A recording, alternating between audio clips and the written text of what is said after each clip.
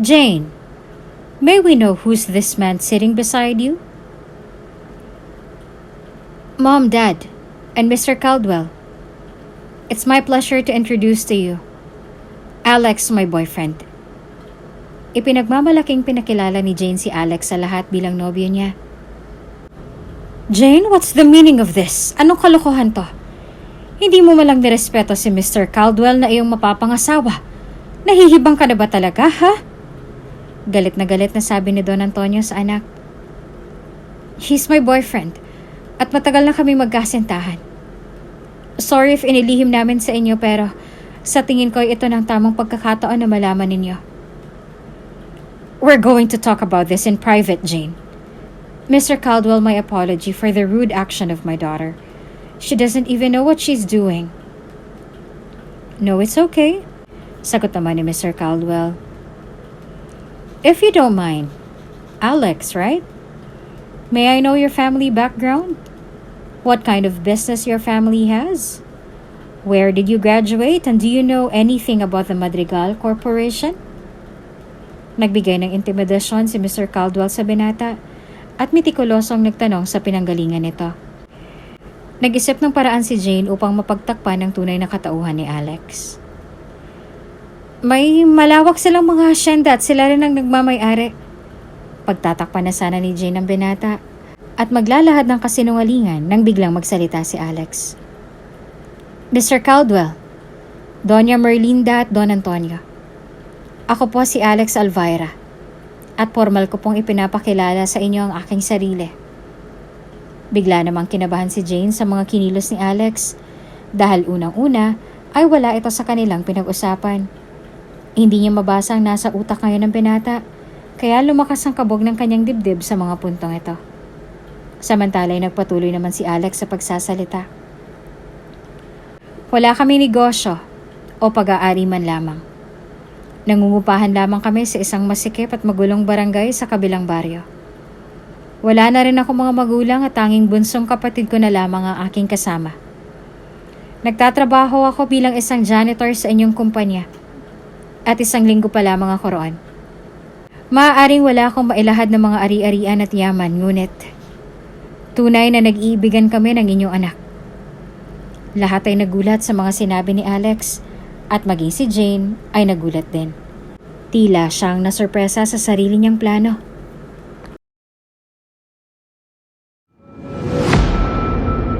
Kung bago ka pa lang sa channel na ito, Ate Jane TV, huwag kalimutang pindutin ang notification bell and subscribe button.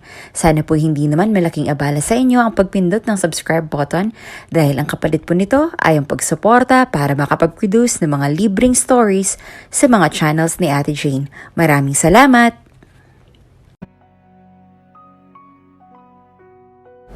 I will do everything and give you everything, Alex. Basta pumayag ka lang sa gusto ko. Tila natrap si Alex, isang janitor sa kumpanya na pinagmamay-arian ni na Jane dahil sa negosasyong inaalok ng dalaga. Kinorner niyang binata sa may hallway ng gusali habang abala naman kanina sa paglalampaso ng sahig. Pero ma'am, nag-aalin lang ang sambit ni Alex kay Jane. Wala ng pero, hindi ba't kailangan mo ng pera? Malaking utang ng kapatid mo sa school, hindi ba? Oh, eto na ang sagot. Kung ako sa'yo, Alex, tatanggapin ko ng alok ko dahil para rin naman to sa'yo. At saka wala namang mahirap sa gagawin mo. Magpapanggap ka lang naman na nobyo ko. Si Jane Madrigal, anak ng mayayamang negosyante na sina Doña Merlinda at Don Antonio at ang nag-iisang tagapagmana ng Madrigal Corporation. Independent, walang kinakatakutan at may paninindigan sa kanyang opinyon. Ilan lamang sa mga malalakas na personalidad ng dalaga. Isa sa tinitingala ang kanilang pamilya sa linya ng mga negosyante. Standard at nangunguna sa business world na kanilang kinabibilangan. Para sa mga business tycoons na katulad nila, mas lumalakas ang isang korporasyon kapag nagsasanib puwersa ang dalawang kumpanya na may pinakamagandang katayuan sa ranking. Next month, you will going to marry Mr. Caldwell. Ayos ng lahat, Jane. Tanging sarili mo na lamang ihanda mo. Seryosong sabi ni Doña Merlinda habang naghihiwa ng steak. Tila nawala naman ang gana ang dalaga. Matagal niya nang alam ang planong ito ng kanyang mga magulang. Siya lamang ang may kakayahang mas palakasin ang kanilang kumpanya sa pamamagitan ng pagpapakasal kay Mr. Caldwell, ang bilyonaryong nagmamay-ari ng mga prestihiyosang resort and hotel at mga minahan sa bansa. Bumuntong hininga si Jane at saka ibinaba ang hawak na kubyerto sa kanyang plato. Mom, Dad, ilang beses ko bang sasabihin sa inyo na ayoko nga magpakasal sa matandang yon? I still have a lot of dreams. At nauunawaan ko kayo na para lamang ito sa kinabukasan ng ating kumpanya. But Mom, I'm not happy. I have my own life at ayokong maging tagasalo ng mga negosyo natin. Nagbigay naman ng isang matalim na tingin si Don Antonio sa anak. Ayaw mong saluhin? For what? Sa walang kwenta mong passion? Ang mountain hopping na yan? Walang mangyayari sa buhay mo kung yan lamang ang aatupagin mo. Isang tabi mo na yung pagiging nature lover mo dahil yung gusto ko pa rin ang masusunod. Nagpatuloy sa pagkain si Don Antonio at tila walang pakialam sa mga sinabi ng anak. Mahilig umakyat ng mga bundok si Jane at tumulong sa ikalilinis at ikakaayos ng inang kalikasan. Mahilig sa adventure at mag-explore ng mga bagay-bagay. Wala sa pagpapatakbo ng negosyo ang puso niya. Magaling dito ang mga magulang ng dalaga na kailanman ay hindi niya namana. Matigas ang ulo at pasaway. Iyan ang tingin sa kanya ng kanyang mga magulang at ng mga taong nakapaligid sa kanya. Natahimik lamang si Jane sa sinabi ng ama dahil batid niya sa sarili na hindi rin naman siya mananalo kung sasagot pa siya. Halos gabi-gabi na inisip ni Jane kung ano bang dapat niyang gawin para hindi matuloy ang arranged marriage na matagal nang binalak ng kanyang mga magulang at si dinami-rami pa ng ipagkakasundo sa kanya ay sa isang lalaki pa na malaking agwat ng tanda sa kanya. Nakakainis. Bakit ba kasi naging madrigal pa ako? Wala na akong kalayaan sa pamamahay na yon. Ni sarili kong saloobin ay walang saysay sa kanila. Pati sarili kong kaligayahan binabaliwala nila para sa pansariling kapakanan. I really hate being madrigal. I hate this life. Bulong ni Jane sa sarili. Nagmumukmok na nakasandal sa may hallway si Jane habang pinagmamasdan ang mga naglalakihang mga building na nasa taas. Mukhang masama ang araw niyo, Ma'am Jane ah. Sambit ng janitor na si Alex sa dalaga habang nilalampaso ang sahig. Napatingin naman dito si Jane sabay umirap. Hindi lang ngayon masama ang araw ko. Habang buhay na siguro. Inis na saad ni Jane habang nakakuyom ang mga braso. Kung ano man ho yan, Ma'am. Maayos din ho yan. Huwag niyo na hong pakaisipin. Mahirap man at salat sa buhay ay hindi naman maitatanggi ang pagiging maginoo at mapagkumbaba ng binata. Kung tititigan ng lalaki, hindi mahahalatang ito ay isang anak mahirap lamang. Dahil sa angking kagupuhan at kakisigan ay marami ring babae ang nahuhumaling dito. Mahirap man o mayaman. Tila naman nagkaroon ng ideya si Jane sa kanyang isipan at matalim na tinitigan ang lalaki. Mula ulo hanggang paa. Teka nga, bago ka ba rito? Makahulugang tanong ni Jane. Opo ma'am. Isang linggo pa lang po ako rito. Napakalala na ho ako sa inyo nung nakaraan pero abala ho kayo nun kaya siguro hindi niyo ako namukhaan ngayon. Talaga? Siguro nga abala ako nun dahil kung nakita akong mukha mo ay matatandaan kita ngayon. I'm the nicest person here kaya imposibleng hindi ko makikilala ang mga tauhan namin. Pagmamalaki pa ni Jane sa kanyang sarili. Sa bagay nga ho, sige ma'am, sa katunayan ho, hindi kami pinapayagang makipag-usap sa mga madrigal ng basta-basta. Kaya humihingi ho ako sa inyo ng paumanhin kung nag-usisa ako sa inyo kanina. Hindi, okay lang. Huwag kang mahiya o mag-sorry. Sa katunayan nga, ganyan ang gusto ko. Yung marunong makitungo sa kapwa. Nakangiting saad ni Jane sa lalaki. Siya, sige ma'am, mauna na ho ako. Bago pa man maihakbang ni Alex sa mga paa ay mabilis na siyang pinigilan ni Jane na tila'y may gusto pang sabihin. Saglit. Nalaki naman ang mga mata ng binata sabay tingin sa nakahawak na kamay ng dalaga sa kanyang braso. Bakit ho ma'am? Utal na tanong ni Alex. Mabilis namang tinanggal ni Jane ang kanyang kamay mula sa mahigpit na pagkakahawak sa braso ng binata. Do you need money? Diretsahang tanong ni Jane kay Alex na tila may binabalak dito. Nagulat naman si Alex sa tanong na iyon ni Jane at napakamot sa kanyang ulo. Lahat naman po siguro tayo kailangan ng pera. Nagkataon lamang po na mas kailangan namin kaysa sa pangangailangan ninyo. Tila nabuhayan naman ng loob ang dalaga sa isinagot ng binata. Para sa kanya, sa pamamagitan ng pera, ay kayang-kaya niyang makuha lahat sa kanyang mga palad. Tama ka. Kailangan nga nating lahat ng pera. Kaya Alex, may iaalok sana ako sa'yo. Sana pagbigyan mo ako. Buong loob at matapang na inihayag ni Jane sa binatang si Alex ang kagustuhan niyang mangyari kapalit ng pera. Napatahimik naman si Alex sa pagtataka sa ikinikilos at mga sinasabi ni Jane. Boss niya pa rin ito kaya kailangan kumilos siya ng mas mababa sa kanya at kausapin ito ng nararapat sa posisyon niya. Nako ma'am, ano ho ba yun? Be my boyfriend. Sa katahimikan ng lugar ay biglang nangibabaw ang malakas na sagot ni Alex. Ngunit dahil sila lamang ni Jane ang naroon, ay palagay ang loob ng dalaga na walang ibang makakarinig sa pag-uusap nila. Ano ho? Seryoso ho ba kayo? Hindi makapaniwalang tanong ni Alex sa desperadang dalaga. Yes. Be my peking boyfriend. Seryoso ako, Alex. Peking boyfriend? Saglit lang, mama. Medyo nagugulahan ho kasi ako sa mga sinasabi ninyo. Okay, I'll explain. You will going to act and play as my temporary and fake boyfriend in front of the public. Especially sa harap ng mga magulang ko. Madali lang ang gagawin mo. Kikilos ka lang na parang tunay kong boyfriend. And do not worry, as I promised, I will pay you kahit na magkano. Basta nakikiusap ako. Save me from the edge of death. Ikaw na lamang ang tanging pag-asa ko, Alex. Ayoko makasal sa isang lalaking hindi ko mahal na siguradong pagsisisihan ko hanggang sa huli. So please, Alex, be my boyfriend. Wala nang ibang maisip na dahilan pa si Jane upang maitigil ang kanilang nakatakdang kasal ni Mr. Caldwell sa susunod na buwan. Kahit ano'y handa niyang pasukin o gawin, kahit pa magmukha na itong desperada. Gulong-gulo naman ang isip ngayon ng binata. Hindi niya mawari kung nagbibiro lamang bang dalaga at sinusubukan lamang siya o talagang seryoso ito sa kanyang mga sinasabi. Bakit ho ako? Di hamak na janitor lamang po ako rito at hindi ho kapanipaniwala sa paningin ng iba na magkakagusto ang isang katulad niyo sa kagaya kong mahirap.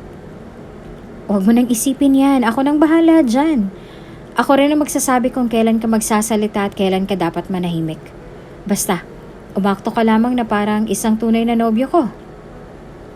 Gustong pagbigyan ng binata ang dalaga sa hiling nito, pero may nagtatalo sa loob niya na maaari niya itong ikapahamak sa huli kapag nalaman ng mga madrigal na hindi talaga sila tunay na magkarelasyon. Sa kabilang banda naman ay gusto niyang tanggapin ang alok para sa sinasabing kapalit ni Jane na pera dahil sa malaki na ang utang nila ng kapatid sa universidad na pinapasukan nito.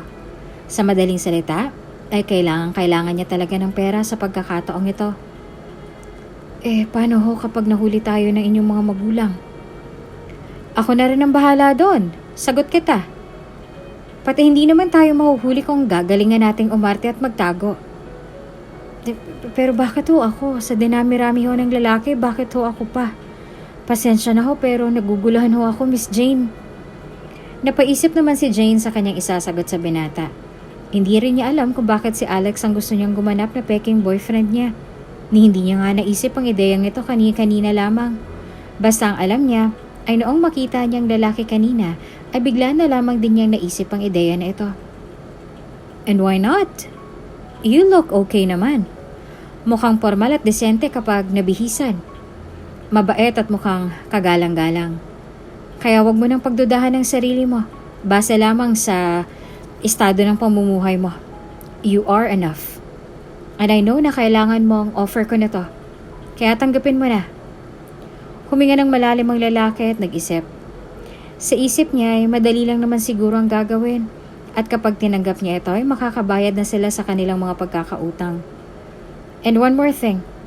This is a no-love relationship agreement, okay? This is pure fake relationship. Nothing more, nothing less. Agree? Isang linggo na lamang ay ikakasal na siya kay Mr. Caldwell, kaya kailangan niya nang mapapayag ang binata sa lalong madaling panahon. Ganito na lang. Take this not because of your duty but because of the offer. Alam kong kailangan mo to. Aminin mo man na sa hindi, alam kong matindi ang pangangailangan mo ngayon, Alex. At isa pa, hindi mo na kailangan pang mag-abala na maglampaso ng buong gusali maghapon. If you will take my offer, you will work for me starting today. Hindi ka na magtatrabaho bilang isang janitor. Magtatrabaho ka na bilang boyfriend ko. Sa kalagitnaan ng pag-uusap nila ay biglang tumunog ang telepono ni Alex. Sasagutin ko lang, ma'am. Wika niya kay Jane at saka sinagot ang tawag. Hello, Arya, napatawag ka. Tanong ni Alex sa kausap sa kabilang linya na pawang ito ang kapatid niya. Bigla namang sumimangot ang mukha nito sa sinabi ngayon ng kausap niya. Ganun ba? Hanggang bukas na lang ba raw? Hindi na ba mapapakiusapan? Base sa itsura at mga sagot niya ay pawang unti-unting nauunawaan ni Jane ang pinag-uusapan ng magkapatid. At malakas ang kutob niya na may kinalaman dito ang pera. Okay, sige. Huwag kang mag-alala. Gagawa ko ng paraan. Basta hindi ka titigil sa pag-aaral, gagawa ko ng paraan para makabayad. Nakikinig lamang si Jane at nakikiramdam ng ibaba na ni Alex ang kanyang telepono. Matapos noon ay seryoso na siyang humarap sa dalaga. Miss Jane, mariing banggit ng lalaki. Yes? Taas kilay namang tugon ng dalaga. Tinatanggap ko na ang offer niyo. Sa wakas ay buong loob lang tinanggap ni Alex ang offer ni Jane. Habang ang dalaga naman ay tila nabunutan ng tinik sa puso at walang pagsidla ng saya. Sa wakas ay magkakaroon na rin ng pag-asa na maihinto ang napipinto nilang kasal ng matandang lalaki sa tulong ni Alex. Sa gabing ito ay balak nang ipakilala ni Jane si Alex sa kanyang mga magulang bilang kanyang nobyo. Inaasahan niya nang hindi matutuwa rito ang kanyang mga magulang. Bagos ay kagagalitan nito, ngunit wala nang makakapigil pa sa kanya. She will do everything to stop the wedding. Ayos na bang itsura ko, Miss Jane? Kabadong tanong ni Alex na ngayon lamang makakadalo sa isang formal na pagsasalo-salo. Para kay Alex, tinanggap niya ang offer para sa kapatid na nanganganib ng mapatigil sa pag-aaral dahil sa malaki pa nilang utang sa school. Ngunit sa kabilang banda naman ay tinanggap niya ito para tulungan si Miss Jane na huwag makasal sa taong hindi niya mahal. Para sa kanya ay isa itong malaking pagkakamali na maaaring pagsisihan habang buhay ng dalaga kapag nakipag-isang dibdib si Jane sa lalaking hindi naman niya mahal. Oo naman, Alex. At saka huwag kang kabahan. Nandito ako. Akong bahala sa'yo. Pagpapalakas ng loob ni Jane kay Alex na namumutla na sa kaba. Sadyang masasabing napakagara ng mansyon ni na Jane. Napakalaki at napakalawak. Halos lahat ng gate ay otomatikong gumagana. Napapaligiran din ito ng mga CCTVs mula sa pagpasok pa lang ng kanilang village hanggang sa mismong harapan ng bahay. Hindi lubos maisip ni Alex na magkakagusto si Jane sa isang dukang katulad niya, kahit pa sabihing peking relasyon lamang ito. Are you ready? Excited na tanong ng dalaga sa binata, ni hindi man lamang ito nababakasan ng kaba at pag-aalinlangan. Sadyang desidido sa bagay na kanyang pinasok. Kinakabahan ho ako eh. Ito ang unang pagkakataon na makakapasok ako sa ganitong kalaking bahay at haharap sa mga mayayamang katulad niyo. Lalong-lalo ng mga magulang ninyo. Habang nasa loob ng sasakyan ay iniharap ni Jane ang mukha ni Alex sa kanya. Makinig ka, Alex. Habang nasa tabi mo ako, habang kasama mo ako, habang nasa ilalim ka ng sistema ko, walang sino man ang makakagalaw o makakapanakit sa'yo.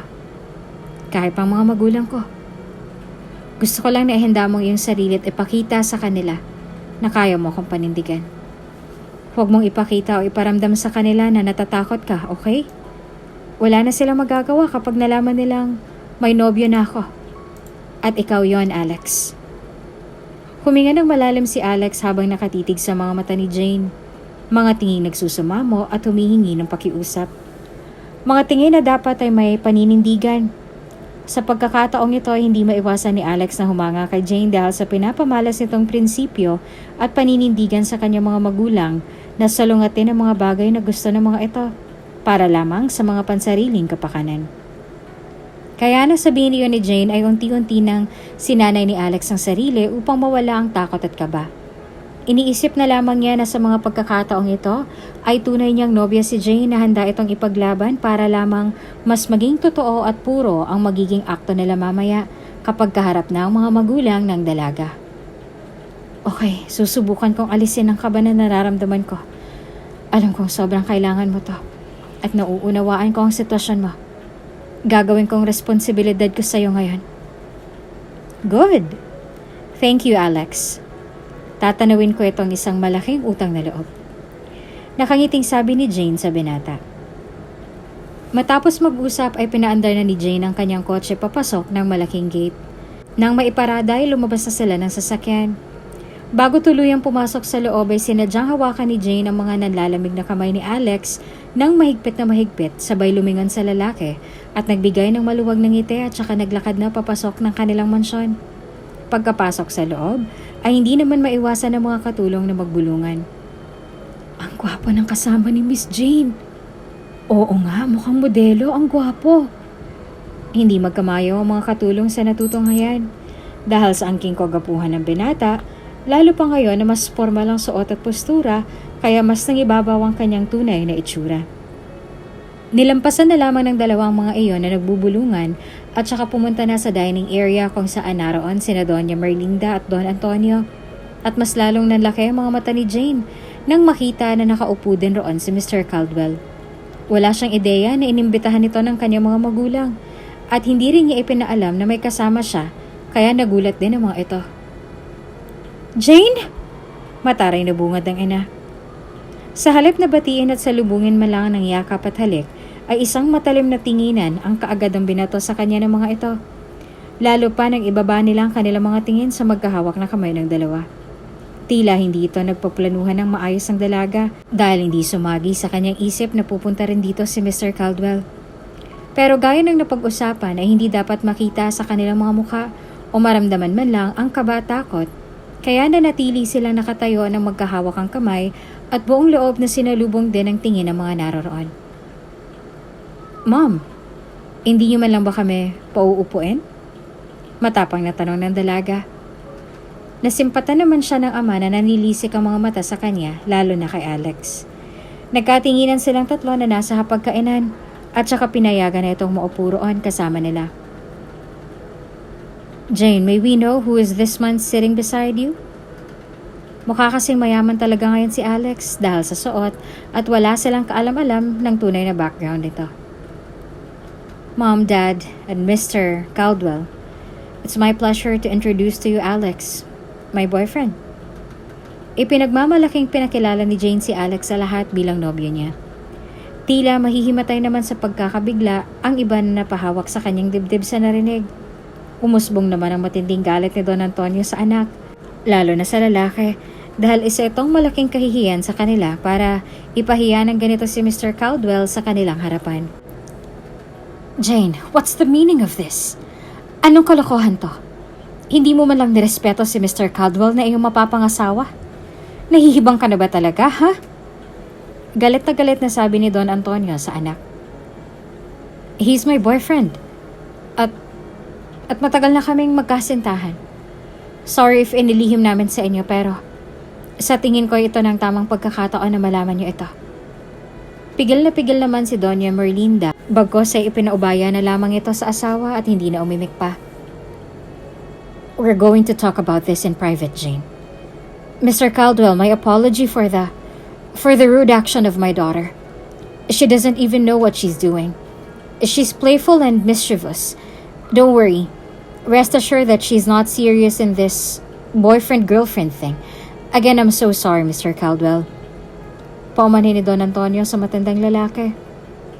No, it's okay. Maybe she's being too aggressive. But if she really knows what she's doing, Sir Alex, right? Alex? Nagsalita ni si Mr. Caldwell at saka tinuon ng pansin kay Alex. Yes, ako si Alex. Utal na sagot ng binata. If you don't mind, may I know your family background? What kind of business does your family have? Where did you graduate? And do you know anything about the Madrigal Corporation? Nagbigay ng intimidasyon si Mr. Caldwell sa binata at metikulosong nagtanong sa pinanggalingan nito. Merong malaking kinahaharap na isyu ngayon ng Madrigal Corporation na kinakailangan ng tulong ng kumpanya ni Mr. Caldwell. Kung kaya't gusto nitong malaman kung kaya bang maisalba ni Alex at ng kanyang family background ang unti-unti nang bumabagsak na negosyo ng mga Madrigal. Nag-isip ng paraan si Jane upang mapagtakpan ang tunay na katauhan ni Alex. Kapag sinabi niyang isang hamak na janitor lamang ito sa kanilang kumpanya at talagang isang dukha lamang, ay maaaring lalong hindi ito paniwalaan ng kanyang mga magulang. Bagos ay posible nilang saktan si Alex at pahirapan. May malawak silang hasyenda at sila rin ang nagmamay. Pagtatakpan na sana ni Jane ang binata at maglalahad ng kasinungalingan na biglang magsalita si Alex. Mr. Caldwell, Doña Merlinda at Don Antonio. Ako po si Alex Alvaira at formal ko pong ipinapakilala sa inyo ang aking sarili. Bigla namang kinabahan si James sa mga ikinikilos ni Alex dahil unang-una ay wala ito sa kanilang pinag-usapan. Hindi niya mabasa ang nasa utak ngayon ng binata kaya lumakas ang kabog ng kanyang dibdib sa mga puntong ito. Samantala ay nagpatuloy na si Alex sa pagsasalita. Wala kaming negosyo o pagmamay-ari man lamang. Nangungupahan lamang kami sa isang masikip at magulong barangay sa kabilang baryo. Wala na rin ho ako mga magulang at tanging bunsong kapatid ko na lamang ang aking kasama. Nagtatrabaho ako bilang isang janitor sa inyong kumpanya at 1 linggo pa lamang ako roon. Maaaring wala akong mailalahad ng mga ari-arian at yaman ngunit tunay na nag-iibigan kami ng inyong anak. Lahat ay nagulat sa mga sinabi ni Alex at maging si Jane ay nagulat din. Tila siyang nasurpresa sa sarili niyang plano.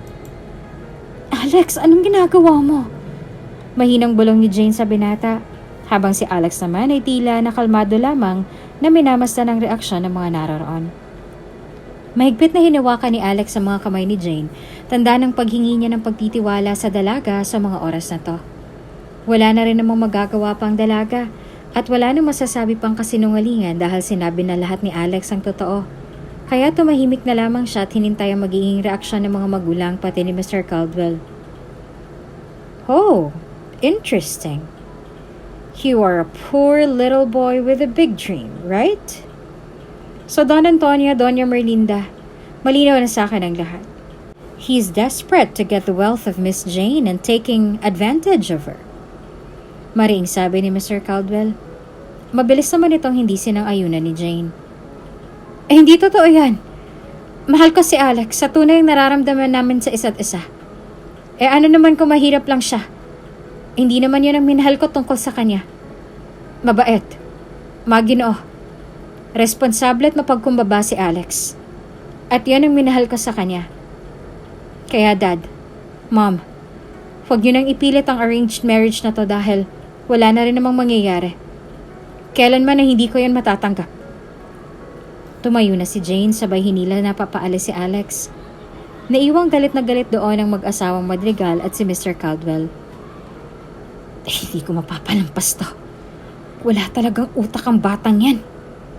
Nanggagalaiti na ang mga panga ni Don Antonio sa galit sa anak.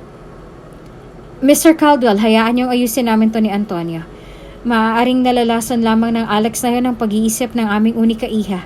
Huwag kang mag-alala, tuloy ang kasal kahit na anong mangyari.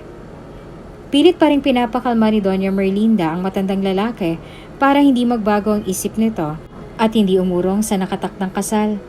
Dahil kay Mr. Caldwell nakasalalay ang pag-angat muli ng Madrigal Corporation and this might be their last chance. Mukhang desidido na ang anak ninyo. Mapipigilan niyo pa ba siya? Wika ni Mr. Caldwell habang pinapaikot ang baso ng wine. Kalmado lamang siya dahil unang-una ay ang Madrigal naman ang may kailangan sa kanya at hindi siya. Kaya magpapakasal man sa kanya si Jane o hindi, ay ayos lang naman sa kanya at para sa kanya ay hindi ito malaking kawalan kundi sa mga Madrigal. Kilala namin ang anak namin. Alam namin kung kailan seryoso at kung kailan siya naglalaro lamang. Kaya ipaubaya mo sa amin ito, Mr. Caldwell. Maaayos din natin ang lahat. Sambit ni Don Antonio. Well, just make sure of it.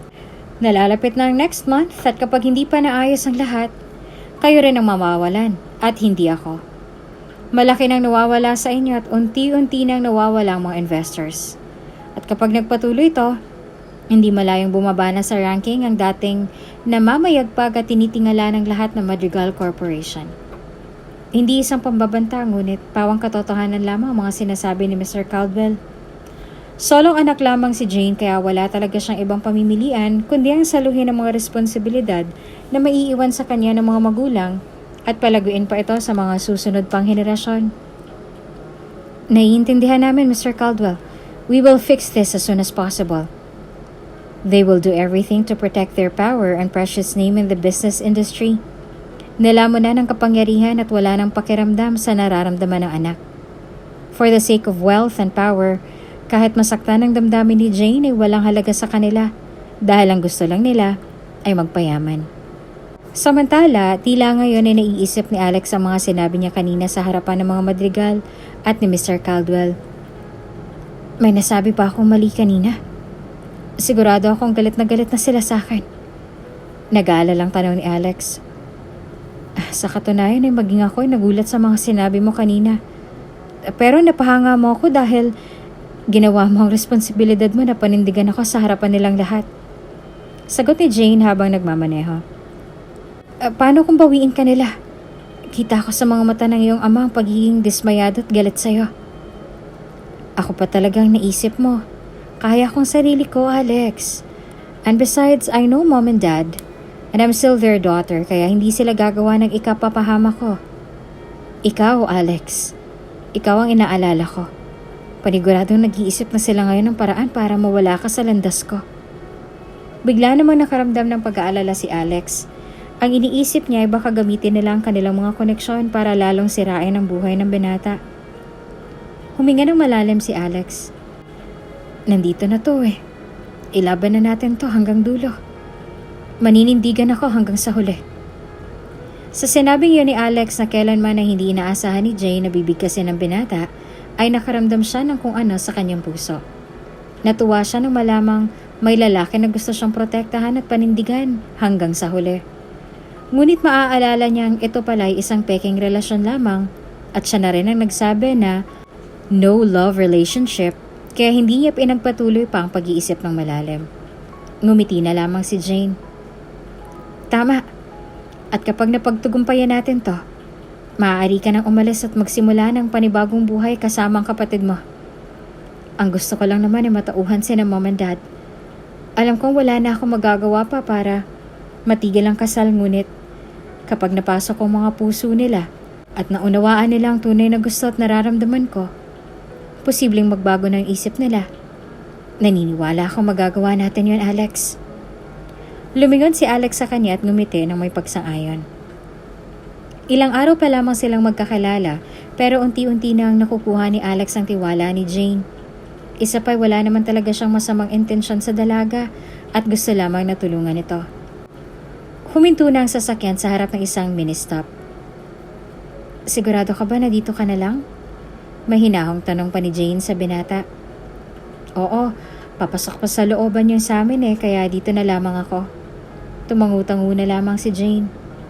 Bago bumaba si Alex ay may iniabot na sobre si Jane sa kanya. Here, take it. Ano to? Gaya ng pinag-usapan natin. Kada accomplishments mo ay babayaran ko. Kaya yan, tanggapin mo. Para sa'yo yan. Nakatitig ang binata sa sobre. Nag-aalinlangan kung kukunin ba ito o hindi. Gusto niyang panindigan na totoo ang mga sinabi niya kanina. Ngunit umaasa rin sa kanyang pangakong kanyang kapatid na mababayaran nila ang kanilang pagkakautang sa school na pinapasukan nito. Kaya imbes na tumanggi ay tinanggap niya na ito alang-alang sa pangako niya sa kapatid. Sige, hindi na ako mahihiyang kunin to. Pero kapag nagkaroon ako ng extra sideline at nakaipon ako, ibabalik ko sa'yo to. Hindi na nag-alinlangan pa si Alex kaya tinanggap ng sobre. Sinisingil ba kita? Sahod mo yan para sa serbisyo mo at hindi yan utang. Kaya huwag ka na mag-abala pa na mabayaran yan dahil hindi ko rin naman yan tatanggapin. Wala na rin nagawa si Alex kaya hinayaan na lamang niyang dalaga sa gusto nito. Pagka-uwi niya ay sumalubong kaagad sa kanyang kapatid. Kuya, bakit ginabi ka na? Dumiretso si Alex sa sofa tsaka umupo at malayang isinandal ang kanyang likod doon. Sumunod naman sa kanya ang kapatid na may dalang baso ng tubig. Eto kuya, uminom ka muna. Bigla namang nagtaka si Yen, kapatid ni Alex sa suot ng binata. Kuya, ganyan na bang uniforme ng mga janitor sa pinagtatrabahuan mong kumpanya? Mahina naman siyang binatukan ng kapatid sa ulo. Sira, may sideline lang ako kaya nagkaganito. Nakumbinsi naman ng kapatid kaya hindi na nag-usisa pa. Nga pala kuya, may maibabayad na ba tayo bukas? Tila natahimik si Alex. Nasa likod lamang ng bulsa ng kanyang pantalon nakasuksok ang sobre ng pera na ibinigay sa kanya ni Jane kani-kanina lamang. May pagkakataon na siya na iabot ito sa kapatid upang makabayad na sa mga utang nila sa school, ngunit tila may pumipigil sa kanya. Ako nang kakausap bukas sa register mo. Huwag ka na mag-alala. Ako nang bahala. Kalmadong sabi nito sa kapatid. Tila umalwa naman ang pakiramdam ni Yen sa sinabi ng kanyang kuya Alex, kaya binigyan niya ito ng isang maluwang na ngiti at mahigpit na mga yakap. Thank you kuya! Maraming salamat sa mga sakripisyo mo. Hayaan mo, kapag naging CPA na ako, hindi ka na magja-janitor at magpapakapagod na maglampaso sa mataas na gusaling yon. Ako nang bahala sa atin. Nakaramdam naman ng tuwa sa kanyang puso si Alex sa sinabing iyon ng kapatid.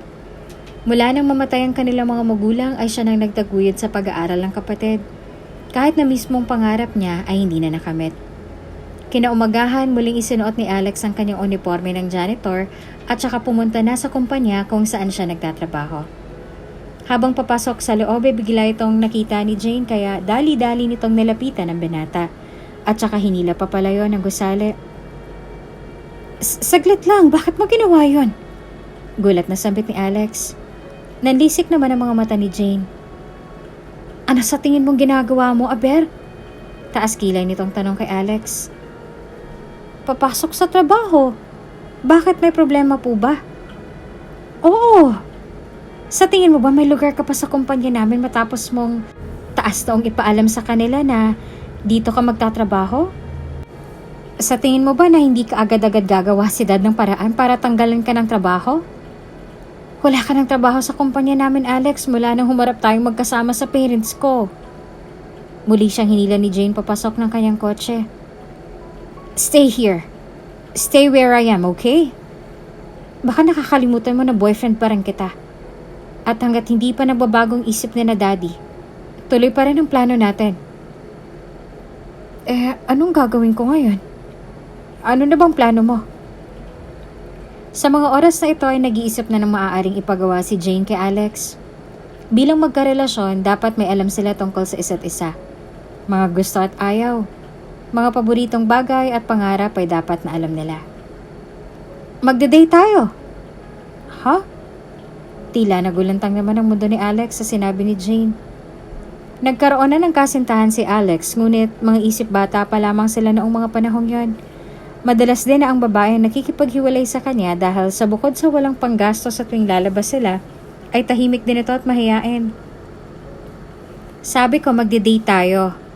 Teka nga, don't tell me. Ngayon ka pala makikipag-date sa isang babae. Taas kilay nitong tanong. Natahimik naman si Alex. Hindi oh. Sa katunayan ngayon marami na akong babaeng nailabas. Pero matagal na yon, hindi na lang ako sanay. Sus, kakain lang naman tayo tapos kaunting kwentuhan, ganun. Para rin mas makilala pa natin ang isa't isa. Sa ayaw at sa gusto mo, sasama ka pa rin sa akin. Ilang segundong nag-isip ang lalaki, sabay lingon sa babae. May magagawa pa ba ako? At saka iniandar na ni Jane ang sasakyan at nagtungo sa paborito niyang puntahan, sa tabing dagat. Bumili na muna sila ng mga makakain gaya ng mga street foods na madalas kainin ng dalaga. Kahit na masabing mayaman si Jane, ay hindi pa rin maiaalis dito ang pagiging simple at ordinaryo. Kumakain ka niyan? Nagtatakang tanong ni Alex kay Jane na abala sa pagtusok ng mga fishballs and kwek-kwek. Oo naman. Actually, paborito ko to.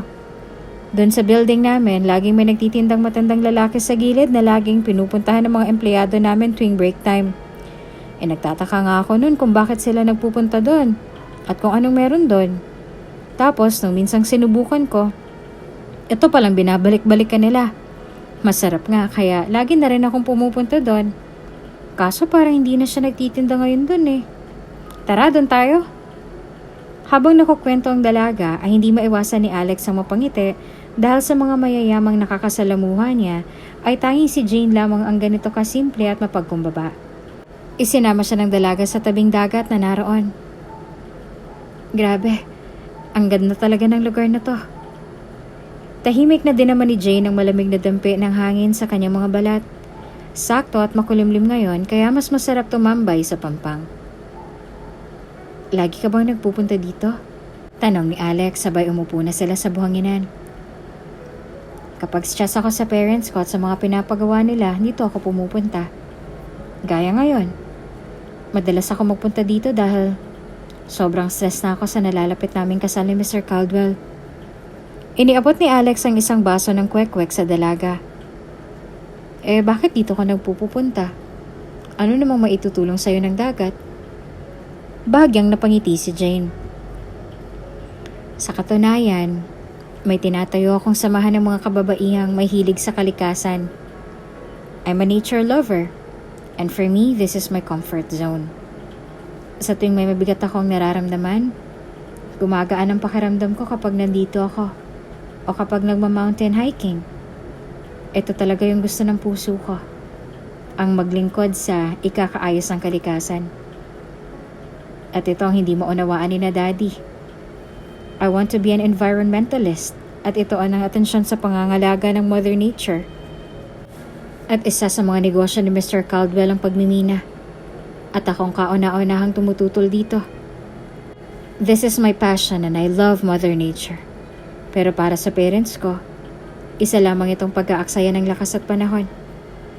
At isa pa, wala rin naman akong gasinong kaibigan na mapagsasabihan ko ng mga hinaing ko sa buhay. Kaya I'm thankful now. Because you found me, Alex. Nakangiti itong lumingon kay Alex. I found you?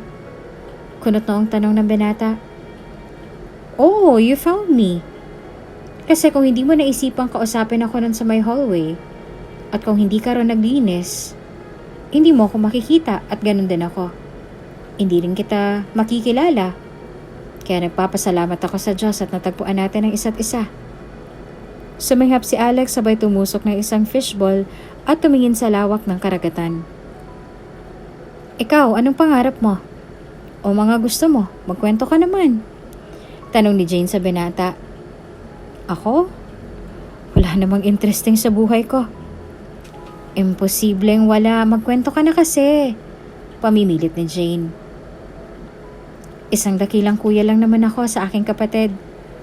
Si Ian, third year college na at pangarap niya maging CPA. CPA? Wow! Sigurado ako matalinong kapatid mong yan. Oo naman. At aminado akong wala pa ako sa kalingkingan ng talino niya. Kaya ka ba hindi nakapagtapos kasi nag-giveaway ka sa kapatid mo? Sandaling natahimik si Alex. Simula nang mamatay si nanay at tatay, ay ako nang nagtaguyod sa kapatid ko. Magkokolehiyo na sana ako pero pinili kong hindi na lang ituloy para sa kanya. Isa pa, hindi ko rin kakayanin kung magsasabay pa rin kami ng pasok. Kaya pinaubaya ako na lamang sa kanya. Katulad mo, may puso rin ako sa kalikasan. Gusto ko maging Coast Guard. Talamak sa amin noon ng dynamite at cyanide fishing. Sa isang liblib na baryo kami noon nakatira ni Yen. May araw na maraming huli ng isda, pero madalas ay wala. Napansin ko noon ang mga samahan ng mga kalalakihan sa amin na gumagawa ng mga improvised na dinamita at granada para itapon sa dagat at mas maraming isdang mahuli. Sa hirap ng buhay, kailangan nilang kumapit sa patalim. Bata pa lamang ako noon at wala pang kakayanan na mag-usisa. Pero alam ko sa sarili ko na maling ginagawa nila. Illegal at mapanganib. Naaawa nga ako sa ibang mangingisda na nangingisda ng legal.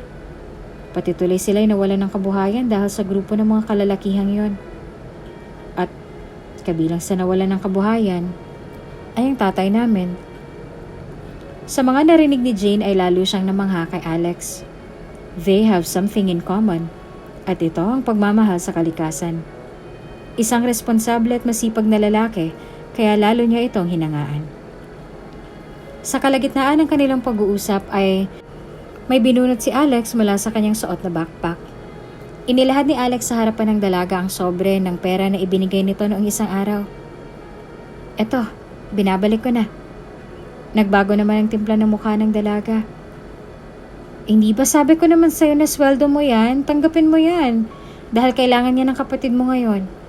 Huwag mo nang pairalin ng pride mo. Hindi ko matatanggap yan. Pilit tinanggihan ni Jane ang inaabot ng binata. Magdamag kong pinag-isipan to, Miss Jane. Oo, marami kaming problemang magkapatid. Maraming utang na kailangang bayaran. Pero parang hindi ko kayang ibayad yan sa mga pangangailangan namin. Pwede pa naman ako maghanap ng iba pang trabaho at kumita nang hindi nanluloko ng kapwa. Isa pa nakausap ko ng registrar nila at napakiusapan ko na bigyan pa kami ng isa pang buwan at pumayag naman sila. Kaya Miss Jane, tanggapin mo na to. At hindi na muli ako tatanggap ng kung anumang kabayaran na magmumula sa'yo. Gulong-gulo ngayon ang pag-iisip ni Jane sa sinabi ngayon ni Alex. Hindi niya maunawaan kung anong ibig sabihin ng binata. What do you mean na hindi ka na ulit tatanggap ng kabayaran sa akin? Ayaw mo na ba? Tumitigil ka na? Nag-aalala ang tanong ni Jane kay Alex. Ipagpapatuloy ko ang pagtulong ko sa'yo. Pero hindi mo na ako kailangan pang bayaran. Gagawin ko yan dahil ginusto ko na at hindi na dahil sa pera. Papatunayan ko sa kanila na hindi kita tinitake advantage at hindi yaman mo ang habal ko sa'yo. Tutulong ako ng walang kapalit, kaya tanggapin mo na to. Hindi ko na kailangan yan. Hindi naman malaman ni Jane ang mararamdaman niya ngayon. Maluha-luha niyang tinanggap ang sobre na naglalaman ng maraming pera na iniabot sa kanya ngayon ng binata. Hindi niya akalaing ganito kamaprinsipyo ang tao si Alex.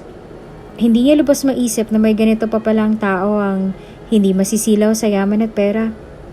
Mas gumaan ang pakiramdam niya kay Alex dahil sa ginawa niyang iyon. Ngayon ay nagsusumiklab sa puso ni Jane na malaki ang pag-asa na mapagtatagumpayan nila ang plano na maihinto ang nalalapit nilang kasal ni Mr. Caldwell.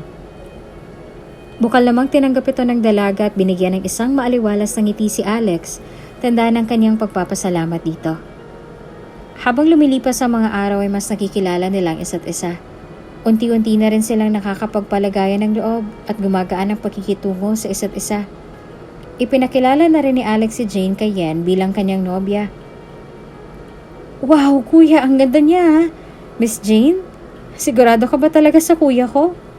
Pabirong tanong ni Yen kay Jane at tahimik lamang na nakaupo sa may sofa. Napatingin naman si Jane kay Alex at biglang natawa. Nakakatawa ka naman. I like your sister Alex ha, she's so funny. Sagot ni Jane. Ha? Pero hindi ako nagbibi. Bago pa man matapos niya ng salita ay pinutol na iyon ni Alex. Bago ka mag-usisa, bumili ka muna rin ng soft drinks at biskwit nang may maipamerienda tayo kay Jane. Kaagad namang sumunod siya sa utos ng kanyang kuya at nagtungo na sa labas. Pagpasensyahan mo ng kapatid ko. Likas na makulit talaga yon. Pero malakas makiramdam yon. Kahit unang beses pa lang niyang nakikita ang isang tao ay nasasabi kaagad niya sa kanyang sarili kung ayaw niya ba sa tao na yon o gusto niya. Kaya sa tingin ko, base sa ikinilos niya kanina sa'yo, ay gusto ka niya. Talaga? Gusto ka agad niya ako? Oo, sa tingin ko. Ikaw, wala ka bang ganong pakiramdam? Binaling ni Jane ang usapan kay Alex at tila naging interesado ang dalaga sa magiging sagot ng binata. Paano kung sabihin kong ganun din ako? Mabilis ko rin nasasabi sa aking sarili kung gusto kong isang tao o hindi. Bigla namang namula sa hiya si Jane. Hindi kasi siya sanay sa mga ganitong tagpo. Palibhasa ay walang panahon sa pakikipagrelasyon noon ng dalaga dahil mas inabala niya ang sarili sa mga gawaing may kinalaman sa pangangalaga ng inang kalikasan. Sige nga, anong nararamdaman mo sa akin nung una tayo nagkita? Napatigil si Alex ng bahagya. Handa na sana siyang sagutin ng binata nang biglang pumasok si Yen dala-dalang pinabili nitong merienda. Kuya, ito ng merienda! Sabay namang tumingin dito sina Alex at Jane. Naistorbo ko ba kayo? Utal na tanong ni Yen. Hindi naman. Halika, kainan na natin yung dala mo. Masaya ngayon ang puso ni Jane. Hindi man niya maamin ang totoo sa sarili. Hindi niya malaman kung tunay na ba niyang nagugustuhan si Alex dahil tanging dito na lamang niya nararamdaman ang kagaanan ng loob. Komportable siya kapag kasama ito at tanging sa kanya lamang siya nakakapaglabas ng kanyang saloobin. Malungkot man o masaya. Alex, thank you ha. Wika ni Jane habang binabaybay nila ang daan patungo sa sasakyan ng dalaga. Para saan naman? Dahil sa mga ginagawa mong to para sa akin. Di ba nga, sabi ko sa'yo, ginagawa ko na to dahil gusto ko na. Hindi na dahil sa pabor na hiningi mo sa akin noon. Kaya huwag ka na magpasalamat dahil kusang loob ko ng ginagawa to. Tapat na paliwanag ni Alex sa dalaga. Okay. Batid ni Alex sa mga posibleng mangyari sa kanya sa desisyong ginawa niya na panindigan ang naging kasunduan nila ni Jane. Noong una para sa kanya ay isang peke nga lamang na relasyon ang meron sa kanila ngayon.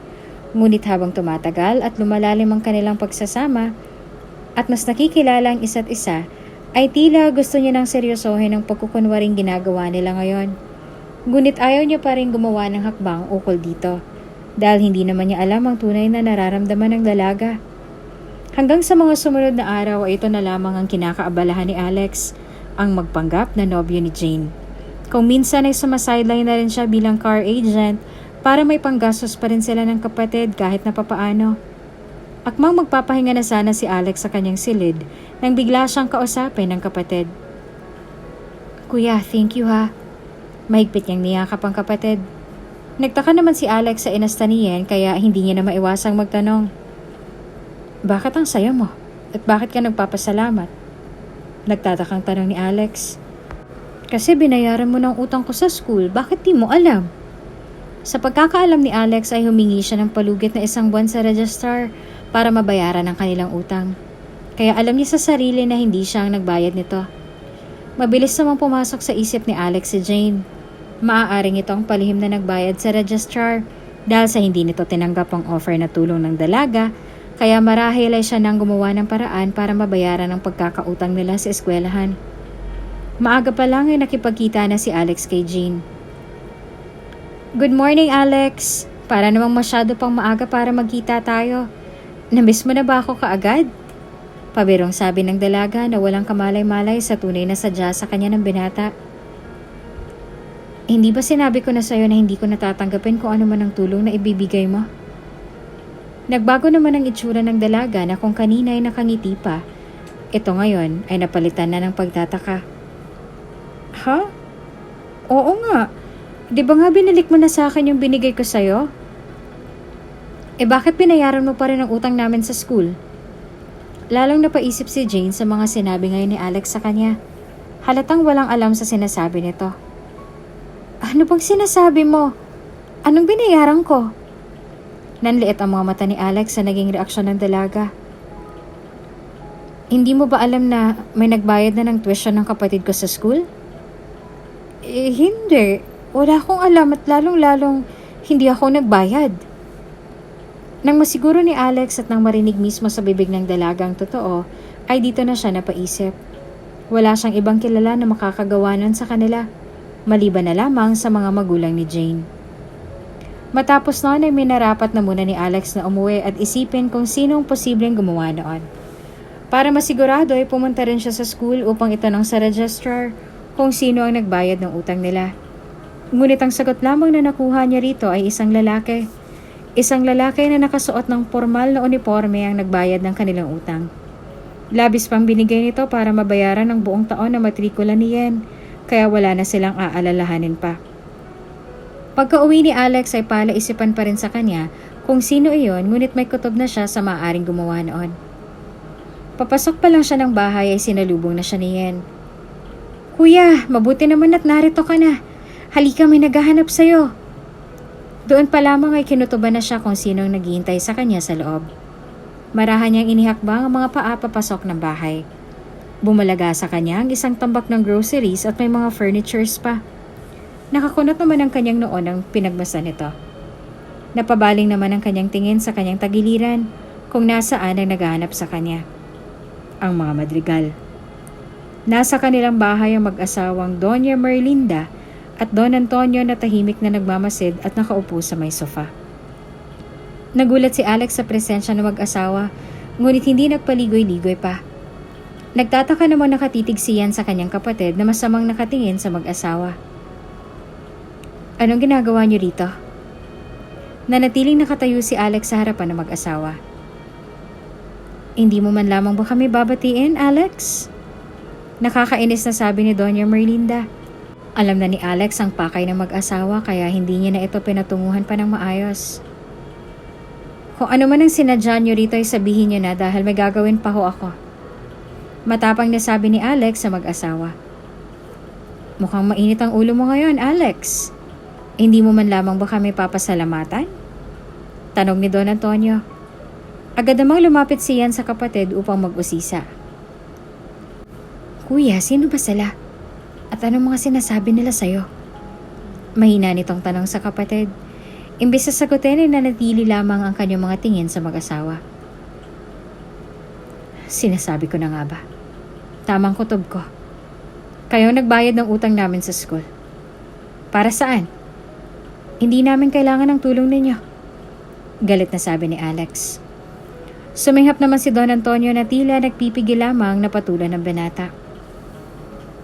Masyado ka namang mapagmataas ngayon, iho. Hindi ka ba masaya na wala na kayong aalalahanin pa ng kapatid mo sa pag-aaral niya? At hindi lamang yun ang pwede namin gawin sa kanya. Nabanggit niya kanina na pangarap niya maging CPA. Tama ba yan? Tumango naman si Yen. You need our help, Alex. You need us. Huwag mo nang pairalin pang pride at ego mo dahil mataas ang pangarap ng kapatid mo. Huwag mong sayangin para lamang sa pansarili mong kapakanan. Huwag yung idadamay ang kapatid ko dito. Kaya ko siyang igapang sa pag-aaral kahit wala ang tulong ninyo. Kaya kung ano man ang pakay nyo, hindi ko yan matatanggap. Nag-aaksaya lamang ho kayo ng oras ninyo. Maaari na ho kayong umalis. Sandali namang tumayo si Don Antonio at saka tumingin ng masama kay Alex at tinitigan nito mula ulo hanggang paa. Dediretsohin na kita. Kung ano man ang meron kayo ng anak kong si Jane, sinisigurado kong hindi magtatagal. Kung ano man ang pakay mo sa anak ko at kailangan mo sa kanya, pues may karapatan akong hadlangan ka dahil anak ko siya. Gusto kong layuan mo ang anak ko dahil unang-una, hindi kayo nababagay sa isa't isa. Isang hamak na maralita ka lamang at hindi nababagay na mapabilang sa aming pamilya. Ilang linggo na lamang ay ikakasal ng anak ko sa bilyonaryong si Mr. Caldwell na halos wala ka pa sa kalingkingan niya.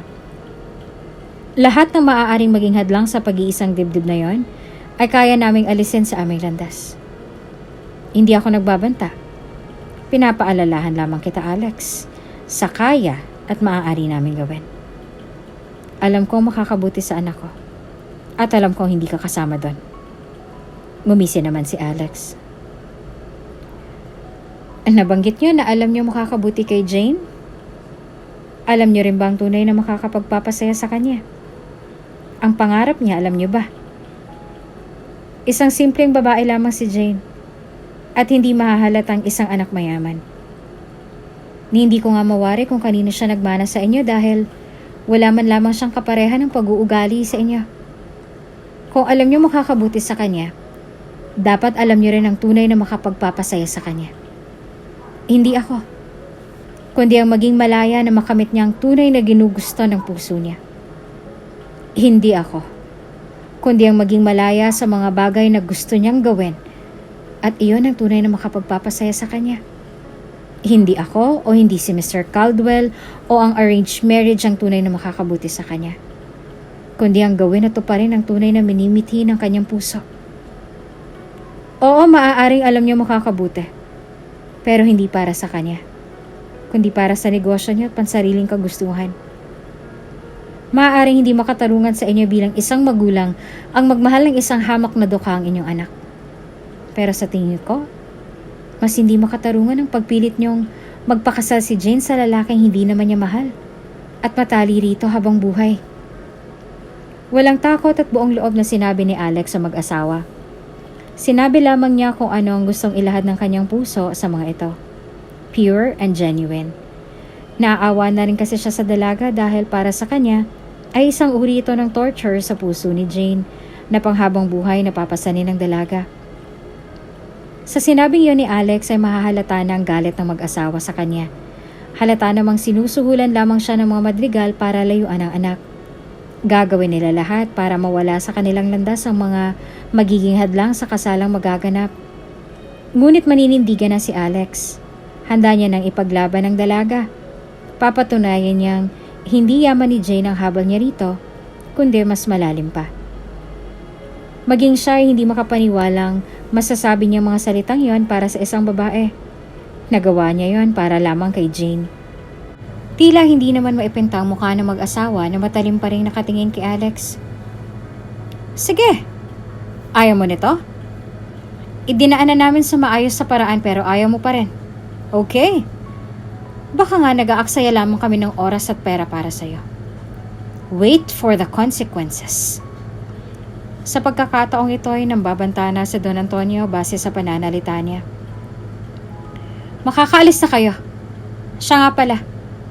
Hindi ho namin kailangan ng mga furnitures at groceries na yan. Maari nyo na ring dalhin yan. Iniutos ni Don Antonio na kuhanin muli ang mga regalong dinala nila kay Alex. Nang makaalis ang mag-asawa na nag-iwan ng matinding tensyon sa buong bahay, ay biglang lumapit si Ian sa kapatid. Kuya, hindi ko man gaanong nauunawaan ang pinag-uusapan niyo kanina. Pero, hanga ako sa naging katapangan mo. Tunay ang pag-ibig mo kay Ate Jane. At hindi ka nasilaw sa mga binigay ng matapobreng mag-asawa na yon. Tinawag niyo pa tayong maralita. Ubod talaga ng sama ng ugali. Butit hindi nagmana sa kanila si Jane. Hindi pa rin bumabalik ang ulirat ni Alex simula nang naging enkwentro nila kanina ng mga madrigal. Sa loob-loob niya ay tama lamang ang ginawa niya. Sa katunayan ay hindi naman sarili niya ang pinaglalaban niya kanina, kundi si Jane. Lahat ng ginawa at sinabi niya kanina ay para sa dalaga. Iyan, tawag ni Alex sa kapatid. Bakit kuya? Ihanda mo sarili mo ha. Alam kong idadamay ka nila rito. Pero hindi ko hahayaang masaktan ka nila. Magdadaan muna sila sa akin bago kanila magalaw. Paalala ni Alex sa kapatid. Oo naman kuya. Simula nang maliitin ka ng dalawang matanda na yun sa harapan ko, ay kasama na ako sa laban mo. Hindi nila tayo masasaktan at si Jane. At mas lalong hindi mabibili ng pera at yaman nilang dangal at puri natin. Kasama mo ako sa laban mo kuya. At magtutulungan tayo. Isang matapang na bata si Yen kaya gumaan din kahit na papaano ang loob ni Alex. Ngayon ang inaalala rin niya ay si Jane. Hindi niya alam sa sarili kung dapat pa ba niya itong ipaalam sa dalaga o itago na lamang. Pero ayaw niyang maglihim dito kaya minabuti niyang ipaalam na lamang sa dalaga. Hi! Bungad ni Jane habang nasa loob ng sasakyan. Niyaya siya ngayon ni Alex na lumabas. Pumasok na siya sa loob ng kotse ng dalaga. Himala, bakit biglang nagbagong ihip ng hangin? Bigla mo yata ako niyayang lumabas. Anong meron? Nakabenta ka ng sasakyan ano? Masayang pangungulit ni Jane sa binata habang si Alex naman ay pilit pa rin itinatago ang tunay niyang damdamin. Hindi ako nakabenta pero may bonus naman ako kaya naisipan kong ilibre ka ngayon. Kaso ano? Pagtataka ng dalaga. Kaso yung pera ko ay pang tusok-tusok lang eh. Okay lang ba yun? Humagalpak naman ang tawa si Jane sa sinabi ni Alex. Ano ka ba? Yan naman talagang paborito ko kaya bakit ka mag-aalinlangan pa? Gusto ko ng street foods kaya ililibre mo ako ha? Gumiti naman si Alex sa tinitigan ng dalaga. Bakit? May dumi ba sa mukha ko? Utal na tanong ng dalaga. Wala. Gusto lamang kitang titigan.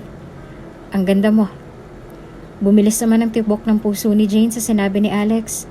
Nagsisimula na siyang magtaka sa ikinikilos ni Alex. Sa isip niya, hindi naman ganito ito dati. Pero ngayon ay tila nagiging open na siya sa nararamdaman niya. Ngunit hindi naman niya mawari kung parte pa rin ito ng plano o tunay na ba talaga ang kanyang nararamdaman. Nagbibiro ka lang eh. Huwag ka mambola dyan. Pati wala ng ibang tao, hindi mo na kailangang magpanggap na sweet. Totoo naman ang sinasabi ko ah. May tao man o wala, sasabihin ko pa rin yan sa'yo. Maganda ka. At sa tingin ko ay nagugustuhan na kita. Mas bumilis ang pintig ng puso ngayon ng dalaga.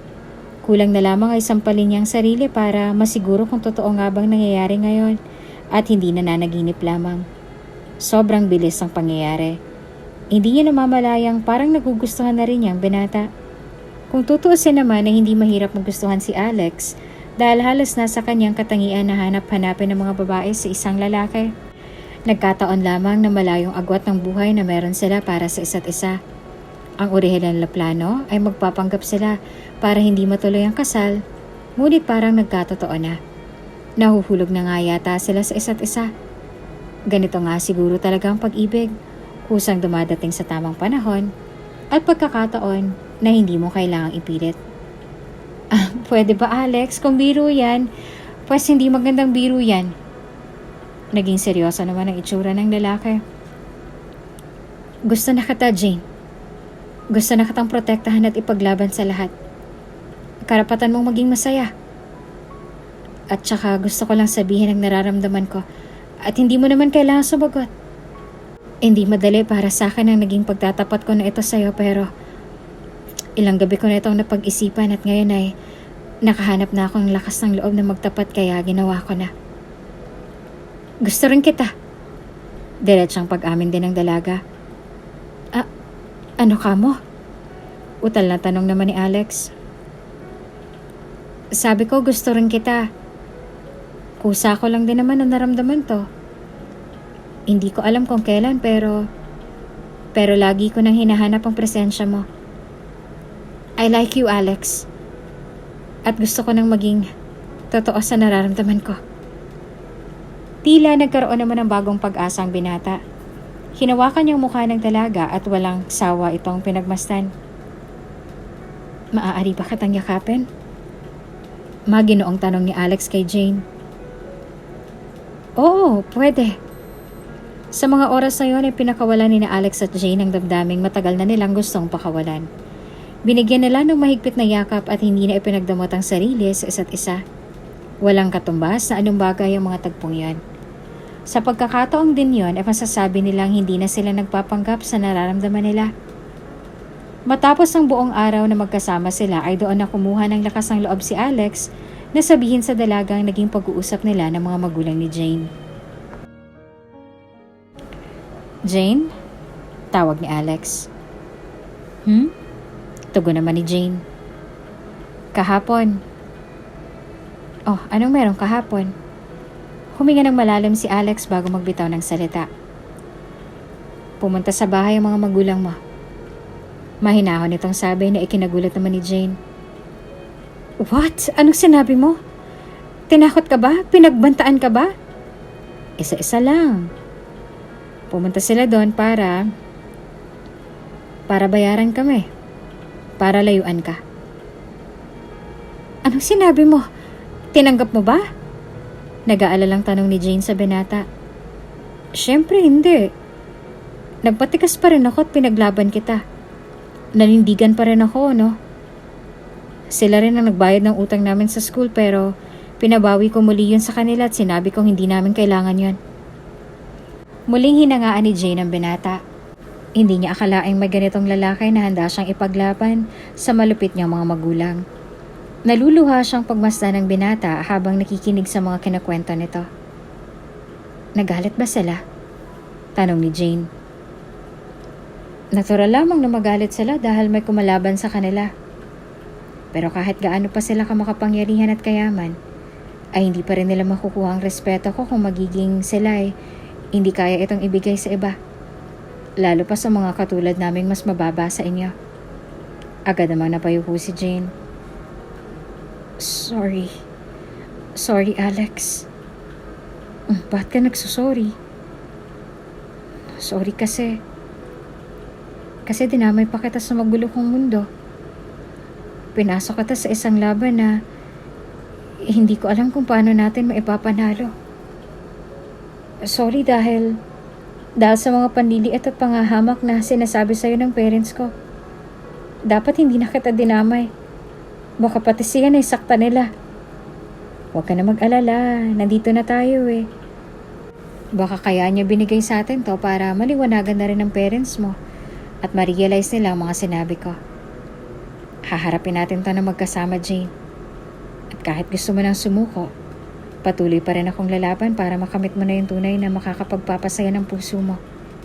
Deserve mo yon. Deserve ng bawat isa na lumigaya ng tunay.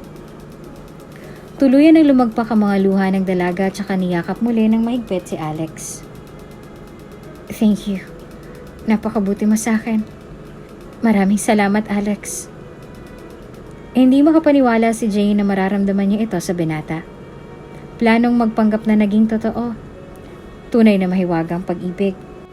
Titibok at titibok ito sa tunay na isinisigaw nito. Samantala, sa kalagitnaan ng kanilang pag-uusap, ay tumunog ang cellphone ni Alex. Yen is calling. Hello, Yen, napatawag ka. Umiiyak sa kabilang linya si Yen. Kuya, in-expel na ako. Pinaalis na ako sa school nang hindi ko alam. Sinubukan kong tanungin din namin at mga professors ko at ang tanging na isagot lamang nila ay dahil daw hindi daw tayo nakabayad ng utang. Kuya, puntahan mo ako dito, please. Nagmamakaawang sabi ni Yen sa kapatid. Sige, pupuntahan kita dyan. Huwag kang aalis. Papunta na ako. Nag-aalala namang ibinaba ni Alex ang telepono. Alex, ano yun? Umiiyak ba si Yen? Anong nangyari? In-expel daw siya at hindi man lamang sinabi ng Dino kung sino man ang naroon ang tunay na dahilan. Biglang nag-alala si Jane. Malakas ang kutob niya na kumikilos na ang parents niya at hindi malayo ang mga ito ang nagpatanggal kay Yen sa eskwelahan. Jane, maaari mo ba akong samahan sa eskwelahan ni Yen? Pakiusap ni Alex. Oh, sige, tara. Pinaandar na ni Jane ang sasakyan at nagmaneho na patungo sa kinaroroonan ni Yen. Nang makarating sila ay bumungad sa kanilang dalagitan na nakatayo sa may labas ng gate. At umiiyak pa rin. Kaagad itong pinuntahan ni Alex. Yen! Sigaw nito. Kuya! Mabilis itong yumakap sa kapatid. Kakausapin kong di ninyo. Ayaw na nila akong papasukin, kuya. Hindi makatao ang ginawa nila sa akin. Habol hininga nakatitig si Alex sa loob ng eskwelahan at galit na galit sa mga taong nasa loob. Pinuntahan nila ang gwardya upang makiusap na pumasok. Sir, kapatid ako ni Yen at estudyante siya sa school na yan. Gusto ko makausap ang dean sa ginawa nila sa kapatid ko. Galit na sabi ni Alex sa gwardya, habang si Jane naman ay nag-aalala lamang na nakatingin sa gilid. Hindi na ho maaari, sir. Sumusunod lang din ho ako sa utos nila. Kapag pinayagan ko ho kayo, ay ako naman hong malalagot kaya huwag niyo na hong ipilit ang gusto ninyo. Wala nang ibang maisip na paraan si Alex kung kaya't nakialam na si Jane. Excuse me, I'm Jane Madrigal of Madrigal Corporation. Investor ang pamilya namin sa eskwelahan na yan. Kapag hindi mo kami pinapasok, ngayon pa lamang ay tinatanggalan na kita ng trabaho. I will call Mr. Ramirez now para tanggalan ka ng lisensya. Galit na sabi ni Jane sa gwardya. Sa takot naman ng gwardya na matanggalan ng trabaho ay mabilis na itong sumunod sa mga utos ni Jane. Nang makapasok sila ay nagtungo na kaagad sila sa dean's office. Wala nang katok-katok pang pumasok sa loob si Alex.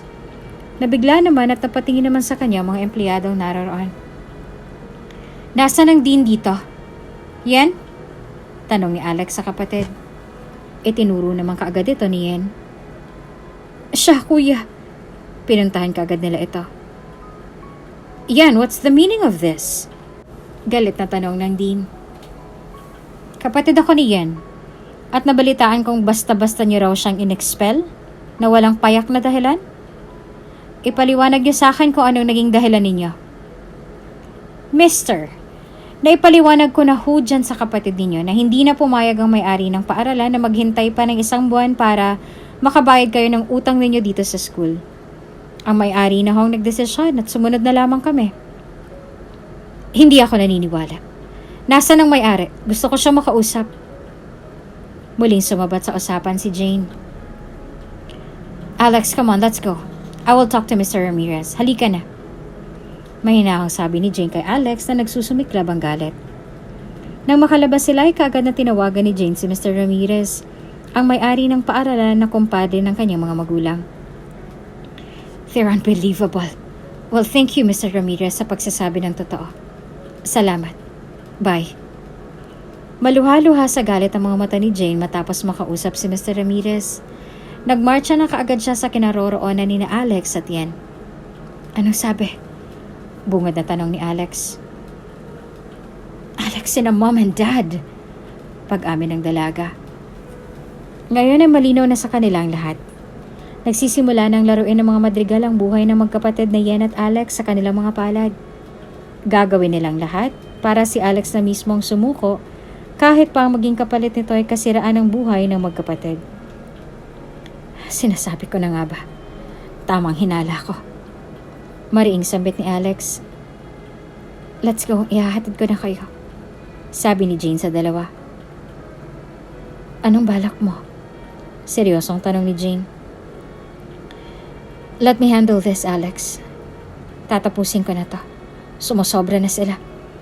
Pati mga walang kalaban laman ay dinadamay nila. Makuha lang ang gusto nila. Trust me, ibabalik ang inagaw nila sa inyo. Ian, don't worry. I'll fix this, okay? Maluha-luhang sabi ni Jane. Para sa kanya ay sumosobra na ang kanyang mga magulang at ginagamit na sa pang-aabuso ang kapangyarihan na meron sila. Ngunit hindi papayag dito si Alex. Hindi hahayaan ng binata na si Jane lamang ang haharap sa mga magulang. Simula nang manindigan si Alex ay nawalan na rin ang kanyang takot na humarap sa mga ito. Mayaman man at mapagmataas ay hindi niya uurungan, mapatunayan lamang niya sa mga ito na tunay ang nararamdaman niya at walang kahit na ano pang kailangan sa dalaga. Sasama ako, matapang na wika ni Alex. Inaasahan na ng dalaga ang sinabing ito ni Alex. Pero, wala nang pero-pero, Jane. Nangako ako diba sa'yo na paninindigan na kita hanggang sa huli? Hindi lang yan. Inalisan nila ng karapatan ng aking kapatid na matupad ang kanyang pangarap. Kaya hindi ko hahayaang basta-basta nilang gawin yan sa amin. Makikita ngayon sa mga mata ni Alex ang katapangan. Lakas ng loob at paninindigan na hindi nakita ni Jane noong una silang magkita. Dahil ang nakita lang niya noon ay takot, pagdududa at pag-aalinlangan. Ibang-iba na si Alex ngayon na handa na siyang ipaglaban. Mas lalong umigting ang koneksyon nila sa isa't isa sa matinding pagsubok na ito. Sa bilis ng pangyayari, natagpuan nilang mga sarili na nakakubli sa mga puso ng isa't isa na tila ayaw nang kumawala pa. Nang maihatid nila si Yen ay dumiretso na sila sa mansyon ng mga madrigal. Doon ay nadatnan nilang mag-asawang Doña Merlinda at Don Antonio kasama si Mr. Caldwell. Sa itsura nila, wala man lamang gulat sa mga mukha nang makita ang dalawa ay pawang inaasahan na nila ang pagdating ng mga ito. Jane! As expected, dadating ka. With that little dreamer guy who's dreaming for a comfortable life through my foolish daughter. Wika ni Don Antonio. Dad, why did you do that? Inosente si Yen. Bakit mo siya dinamay? Nanggigilid ng mga luha ni Jane. Nakalimutan mo yata, Alex, ang sinabi ko na lahat ng meron kay kukuhanin ko. Ito ng kabayaran sa mala superhero role mo sa buhay ng anak ko. Kung alam mo ang ginagawa mo, alam mo rin dapat kung saan ka lulugar. Ganyan ba talaga kayo lumaban? Pinapatunayan nyo lamang na hindi kayo kayang lumaban ng patas. Mahirap lang ako, oo. Pero bakit kailangan mo pa akong pag-aksayahan ng yaman at kapangyarihan para mapabagsak at mapasuko ako? Hindi mo ba kayang gumalaw na walang tulong niyang koneksyon at kayamanan mo? Kung sa pag-aakala nyo ay kayang bilhin ng kayamanan nyo ang lahat ng bagay, pues, dyan kayo nagkakamali. Ang respeto at prinsipyo ay kailanman hindi mabibili ng pera. Kung may nakakaawa man sa mga oras na to, hindi ako yan. Kundi kayo. Dahil hindi nyo ako kayang labanan ng patas na walang kahit na anong sandata. Dito mapapatunayang walang magagawang pagmamataas at pagkagahaman laban sa taong tanging prinsipyo at malinis na intensyon at puso lamang ang meron. Mabilis namang sumabat si Mr. Caldwell. Kahit na anong sabihin mo, Mr. Alex, magiging miserable pa rin ang buhay mo kapag ipinagpatuloy mo yan. Huwag ka na magmatigas. Dahil kahit ano pa mang sabihin mo, matutuloy at matutuloy ang kasal at mawawala ka sa landas ni Jane. Bukas na bukas ay asawa ko na siya. At wala akong pakialam sa prinsipyo na meron ka. Ang mahalaga sa amin ay pagpapayaman at ingatan ang pangalan ng aming mga negosyo. Tama, Don Antonio?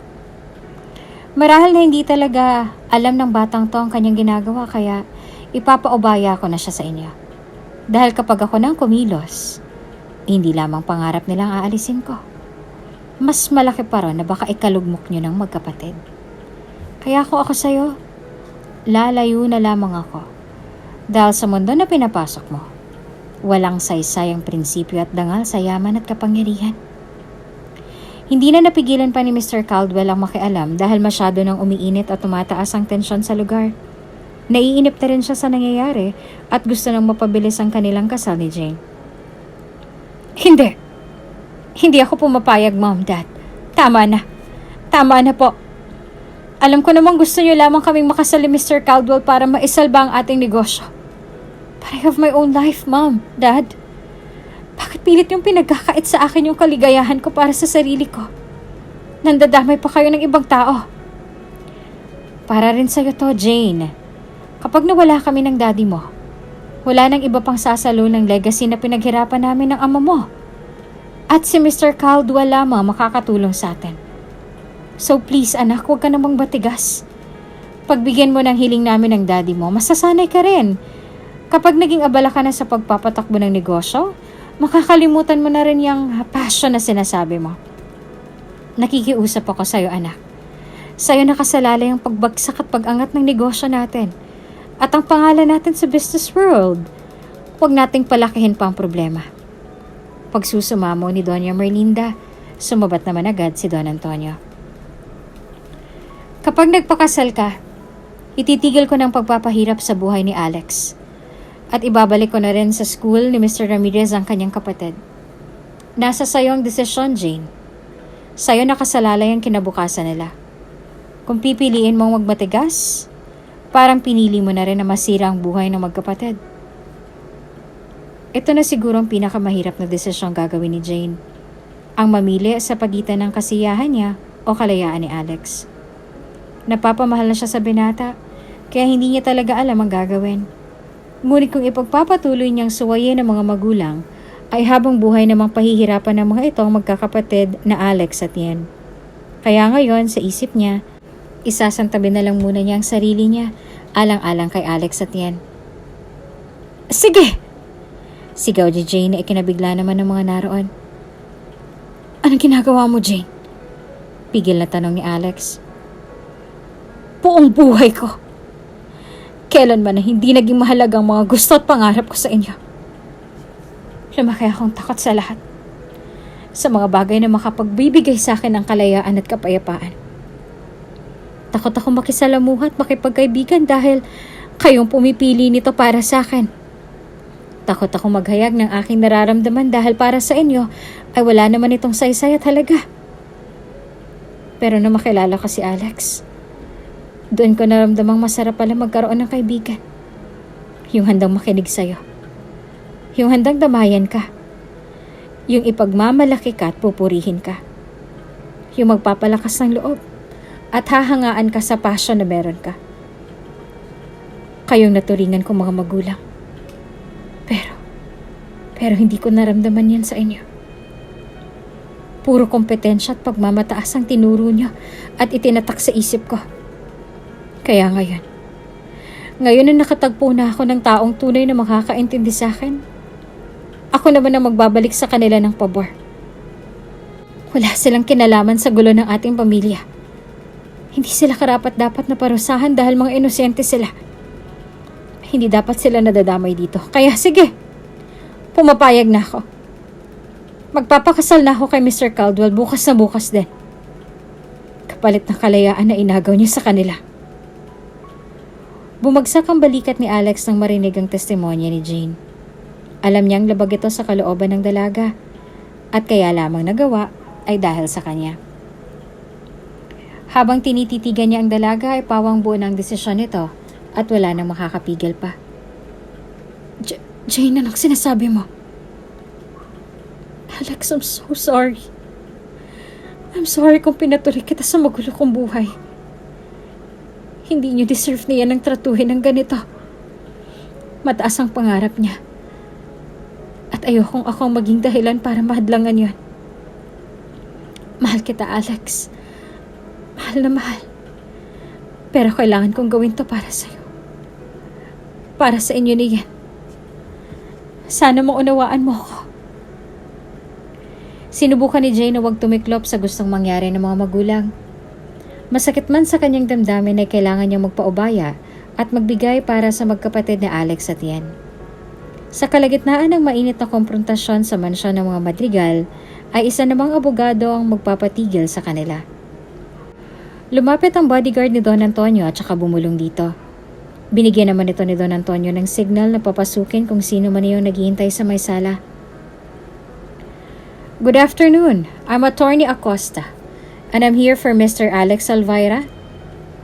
Bungad ng isang abogado na ang kailangan ay si Alex at kasama ang kapatid na si Yen. I'm sorry to interrupt you but Mr. Alvaira needs to hear this important news. Gulong-gulo si Alex sa pagtataka sa mga oras na ito. Hindi niya alam kung bakit may kasamang abogado si Yen na tila may mahalagang pakay sa kanya. Kung confidential man ito ay dapat sa pribado sila mag-usap, ngunit hindi na nagpaligoy-ligoy pang abogado. Galing na siya sa bahay, kuya. Hinahanap ka niya dahil may mahalaga siyang sasabihin. Tinanong ko siya kung ano yun at nang malaman ko, nakiusap ako sa kanya na dito na lamang niya sabihin sa iyo ang mahalagang balita. Gusto ko ring marinig nilang lahat na nagmamaliit sa atin ang nakasaad sa papel na hawak ni Attorney Acosta. Nagkatinginan naman sina Alex at Jane. Sige, Attorney. Simulan niyo ng gusto niyong sabihin. Kinuha ni Attorney Acosta sa loob ng file case ang isang peraso ng papel at naglalaman ng mahalagang balita na magpapabago sa buhay ng magkapatid na sina Yen at Alex. Okay, Mr. Alex Alvaira. Babasahin ko na po ang nakasaad sa liham na ito. I, Martina Juan Alvaira, give and bequeath to my nephew Alex Alvaira, son of my beloved brother Alexander Alvaira, all my properties, real and personal, whatsoever and wheresoever located. Also, my farm and resorts in Laguna and Batangas will be given to him, with my bank accounts when I die. I have, hereunto, set my hand this day in Cebu City. Matapos mabasa ng abogado, halos lahat ay hindi makapaniwala sa mga narinig. Mr. Alex Alvaira, bukas na bukas ay ipapasa na sa inyo lahat ng ari-arian na nakasaad sa sulat ng inyong yumaong tiya sa Cebu City. Wala siyang ibang mapagmanahan dahil wala siyang asawa at anak. Ikaw lamang din ang naisip niya dahil sa mga magkakapatid ay siya lamang at ang iyong ama ang nagkakasundo. Kaya Mr. Alex Alvaira, lahat ng yaman at ari-arian ni Ginang Martina Juan Alvaira ay mapapasa inyo na. Labis-labis ang galak na nararamdaman ngayon niyan nang marinig ang magandang balita. Hindi naman makapaniwala si Alex sa nangyaring to. Kilala niya ang kanyang tiya Martina, ngunit simula nang mamatay ang kanyang ama ay hindi na ito nagparamdam. Buong akala niya ay pinabayaan na sila ng mga kamag-anak. Ni hindi sumagi sa kanyang isipan na mangyayari ito. Sakto pa sa ganitong pagkakataon. Kuya, mayaman na tayo. Mabilis na niyakap niya ng kapatid. Tila nasampal naman ang katotohanan ng mag-asawang Madrigal at Mr. Caldwell sa mga narinig. Di hamak na mas mayaman na ngayon si Alex kaysa sa kanila. Samantalang si Jane naman ay masaya lamang na nakatitig sa magkapatid. Sobrang galak niya sa mga oras na ito. Ngunit kani-kanina lamang ay nakapagdesisyon na siya para sa ikabubuti ni na Alex, kaya inaasahan niya na aalis ng magkapatid sa lugar. Hanggang sa napabalikwas siya nang hawakan ni Alex ng mahigpit ang kanyang mga kamay. Napalingon naman dito ang dalaga. Mr. and Mrs. Madrigal, kukuhanin ko na po ang pagkakataon na to para hingin ang kamay ng inyong anak na si Jane. Marahil naman ho'y sapat na ang inyong narinig para matanggap ako para sa kanya. Huwag ho kayong mag-alala. Gagawin at ibibigay ko ho ang lahat ng aking makakaya para tulungan ang mga negosyo ninyo. Ibalik niyo lamang po muli kay Jane ang kaligayahan at kalayaan na ipinagkait niya sa kanya sa loob ng maraming taon. Nilakasan na ni Alex ang kanyang loob para hingin ng formal ang mga kamay ni Jane sa mga magulang nito. Desidido na siya na ipaglaban ng dalaga hanggang sa huli. Nakaramdam naman ng kagaanan ng loob si Jane na tumitig dito, sabay tulo ng kanyang mga luha. Mom, Dad, please, for the last time, make me happy. And my happiness is Alex. Tanggapin niyo na po kami. Pagsusumamo pa ng dalaga sa mga magulang. Mabilis namang umalma si Mr. Caldwell sa mag-asawa. Antonio, huwag mong sabihin sa akin magpapadala ka sa kaartehan ng anak mo at sa ambisyosong lalaking yan. Kahit na pamanahan siya, hampas lupa pa rin siya sa paningin natin. Huwag kang magpabilog sa anak mo, Antonio. Ako lamang ang may kakayahang maisalbang bumabagsak niyo ng negosyo. Pupulutin kayo sa kangkungan kapag hindi itunuloy ang kasal. Galit na pamamaliit ni Mr. Caldwell sa mga matrigal. Sa pagkakataong yun ay nagsalita na si Doña Merlinda. This is enough, Antonio. Tama ang anak mo. Wala tayong kwentang magulang sa pag-alis sa kanya sa karapatang maging maligaya. Pagod na rin ako maging aso tagasunod mo, Mr. Caldwell. Sinamantala mo ang aming kahinaan kaya hinayaan ka namin kontrolin ang mga desisyon namin. Kahit pa ang maging kapalit ay ang dignidad namin bilang mga magulang. Jane, anak, humihingi ako ng tawad. Patawarin mo ako sa mga nagawa at hindi namin nagawa ng daddy mo. Malaya ka na, anak. You can do what you want. Kung anong tunay na makapagpapasaya sa'yo. Live with your dreams and passion. At isa pa, napapagod na rin akong habang buhay na makipagkompetensya. Matanda na kami ng daddy mo. Kaya siguro nga panahon na para bigyan namin ng panahon ng mga sarili namin. I'm so proud of you, Jane. I never thought na ganyan ka ng katapang at kalakas. Pinahanga mo ako, anak, sa determinasyon at prinsipyo mo. At sa'yo rin, Alex. Patawarin mo kami kung nasaktan ka namin. Ikaw ang tunay na may karapatan para kay Jane. Kaya ipinapaubaya na namin siya sa'yo. Bumagsak ang mga luha ni Doña Merlinda sa pagtatapat na iyon sa anak at kay Alex. Sumang-ayon na rin dito si Don Antonio at inanunsyo ng wala ng kasal na magaganap sa pagitan ni Jane at Mr. Caldwell. Hindi na rin niya hinayaang magbigay pa si Alex sa kanila. Maisalba lamang ang negosyo dahil para sa kanya ay tama ang kanyang asawa. Matanda na sila at kailangan na rin magpahinga at pagod na rin makipagkompetensya. Nilisan naman ni Mr. Caldwell ang mansyon ng may galit at dismayado sa mga madrigal. Sa mga lumipas na araw ay nakuha at nahawakan at naranasan na ni Alex at Yen ang iniwang pamana sa kanila ng tiyahing si Martina. Naipagpatuloy niya ng pag-aaral habang sina Alex at Jane naman ay itunuloy ang adhikaing pangalagaan ng inang kalikasan. Ang ganda talaga dito! Malakas na sigaw ni Jane na nakatayo sa tuktok ng matarik na bundok. Nagtaka naman siya at tila tahimik sa likod si Alex. Paglingon niya rito, ay bumungad sa kanyang binata na nakaluhod na. Alex! Kinuha ng binata ang isang maliit na kahon sa kanyang bulsa at saka inilahad sa dalaga.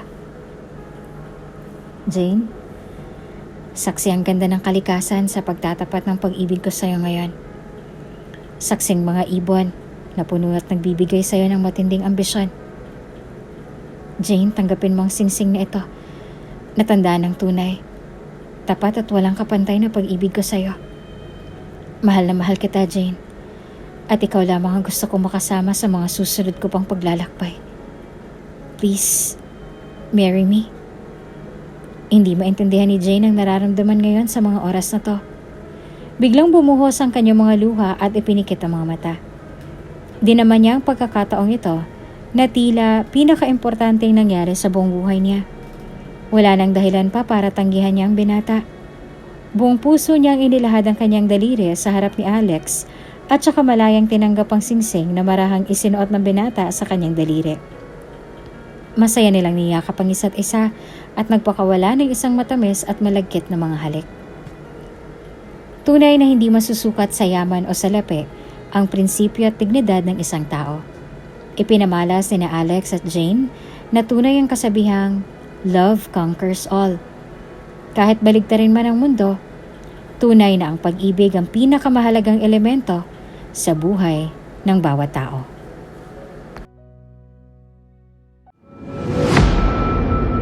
Kung Kung bago ka pa lang sa channel na ito, Ate Jane TV, huwag kalimutang pindutin ang notification bell and subscribe button.